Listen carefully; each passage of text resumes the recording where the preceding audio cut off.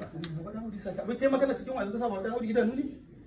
ana ganin kamar ya zake ne da yawa ya zake kayan wa baba dan Audu ya dauka dan Allah dan Annabi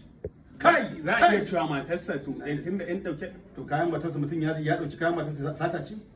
kai ka san sata kuwa ai sata shine a kama ka inda baka da muhallin shiga gurin idan ka shiga yanzu in koyi mutumin da in ya shigo nan gurin kai da gani sai ka ce malam me kake nema to in ka ga ya dauki wani shine yayi sata amma duk mutumin da kasancewar kuna tare da shi yana da yancin shigo nan idan ba za ka ce shi me yake nema ba misali yanzu ai an ganka ka je kana sirkarka kana kai mata daɗin baki karshe dai sai da ka zo ka samu wani abu ai a ce zubar da mutunci ne wannan sirka ta sirka to ta tona asirin mana in ta tona asirin ba kanta ta tona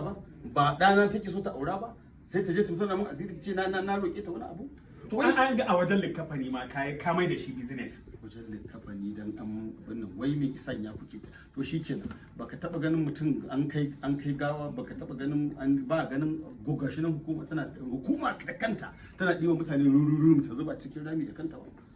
wa kaga an samu likafani a cikin lokaci ake irin wannan ko ina ga likafanin ma ka ce wai mai dan sauki za a dan maimakon ma dan samu mai dan kauri mai dubu haka ina amfanin ai asaran mutumin nan da yake yoma za shi kuɗin da ake da su a labta a tura a rufe shi kar kai ta irin wancan masu rufe mutum da kuɗi da turare da mota da wani abu kar ku zama irin wannan